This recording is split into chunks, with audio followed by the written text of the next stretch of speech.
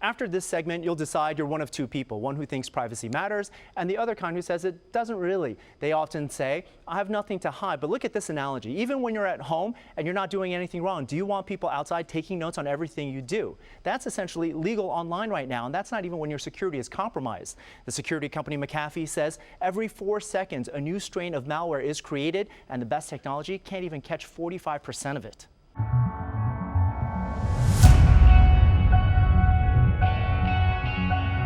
When it comes to internet privacy, we find it easier splitting it into two categories: privacy in terms of operating safely and privacy in terms of operating securely. Hacker Matt Mitchell will describe the first, cybersecurity guru Adam Levin will describe the latter. When it comes to being safe on the internet, it has nothing to do with the attitude of I have nothing to hide. We all do have something to hide, even if we're not doing anything wrong. So you might not realize it, but you do have something to hide because you don't say, hi, my name's Arthur, this is how much I make every year, this is my home address, this is the fastest way to get to my home, this is my phone number, this is my parents' phone numbers, this is my social security number. I don't, and yet that's what we put out on the internet without our knowing. Matt gave us an example of how it can all be found legally. Punching my name into 2 websites, he had it within seconds. Wow, and look that at fast. That fast, boom. So 4 results came up, and we're looking at people who have your name, and what we're seeing are places where that person may have lived or worked, and people who that person may be related to. Well, that is me. Yeah. And it automatically has some of my contacts, including some people I talk to often, even those that I haven't talked to in a while. Yeah, it's very strange how that works. If you just click on your name there, let's see if it's able to drill in and find. And it even has a picture, wherever they got that picture from. That's not. And so it has a username, it has an additional name, a location, and then it has access to other profiles. That guy I worked with like 15 years ago. With permission, Matt and I then logged into the email of a friend who will keep anonymous. And all his whereabouts so far in 2017 popped right up in scary detail. Not only was Matt able to guess a few things about this friend, he guessed right. So I can tell by the most points that they work within one cluster, and the further points tend to be places where they would vacation at the most further point of if you make concentric rings, and then the kind of middle point would be like friends, family, things like that. This is on Wednesday. This is the route the individual took. This is on Thursday? Yeah, that's on Thursday. And this is on Friday? That's on Friday. So you know the person's exact whereabouts? Yeah. It even differentiated when the subject was driving and when he was walking. And mind you, this is all legal. No security compromised here. Companies use this information legally for all sorts of ways to make more money off you. Airlines, for instance, jack up prices on those using a Mac instead of a PC to search for airfares. They can see, like Matt was able to, if it's someplace you go to often or if it's a trip you really need to take. A lot of advertisers will use, when you're searching and you're going to a location and that you visit those data points or you like to look at that price point a lot, the price will be raised, so it'll be higher. That's a glimpse of your internet safety. Now on to how weak privacy rules affect our internet security. How would you characterize the level of concern the public should have with respect to their privacy? DEFCON 5, that I think that we have very little privacy left. Basically, information collected under weak privacy rules can end up being stolen by criminals. As an identity theft expert, Adam has tracked countless cases where our information, amassed legally, was then used illegally, a collapse in security. The downsides of lack or loss of privacy is that you could become a victim of identity theft, you could become a victim of an extortion plot, you could have data that's very important to you that suddenly gets encrypted by way of ransomware. In 2015 alone, just 4 data breaches in that year compromised more than 1/3 of our entire country's population. And there were countless breaches that year. They ranged from using a victim's identity to buy things and apply for new credit cards to buy more things, to hacking computer webcams to record pictures and videos used to extort the victim.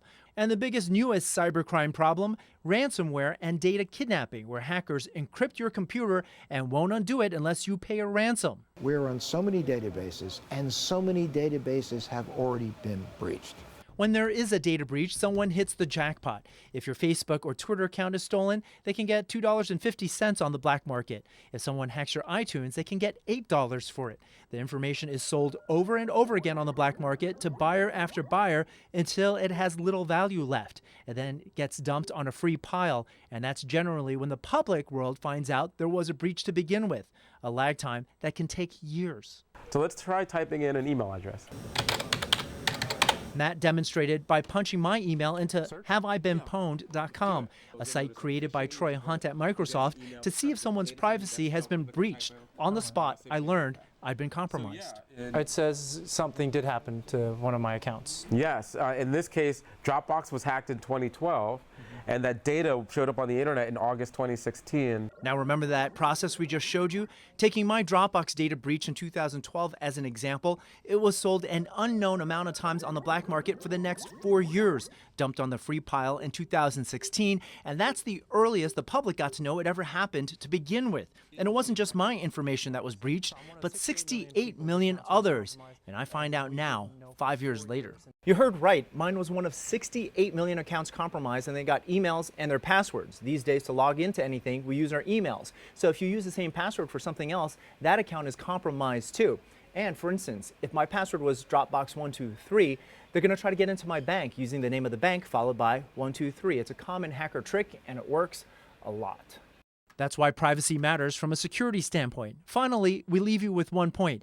If you're not paying for something on the internet like Instagram, Google, Twitter, Gmail, Facebook, it's because you are the product. Companies are there to get your information so they can monetize you.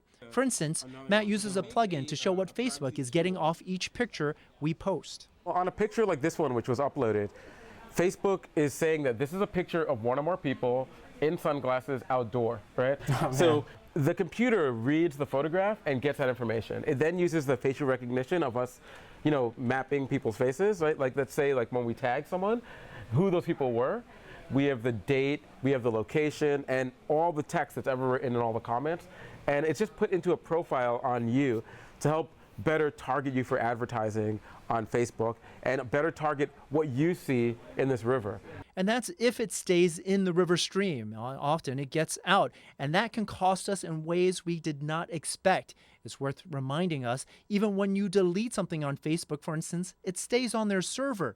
It's all in the fine print, which we rarely read. There are people who have lost jobs. There are people who have been not hired because of pictures or statements online. There are young people who may be denied admission to a university of their choice because of something they said or did online. There are several steps you can and should take to protect yourself. From two-step authentication to password protectors, we'll put links to a few that can get you started in the right direction. Protecting yourself and scrubbing your digital records clean is also the focus of an upcoming segment in this series. And let's not forget, within the framework of all of this, Congress just made it legal to sell all of this type of information. Your internet service providers may even sell the content of your emails. After watching this whole segment, which person are you? The one who thinks privacy matters or the one who thinks it does not? Arthur Chien, Fox 5 News.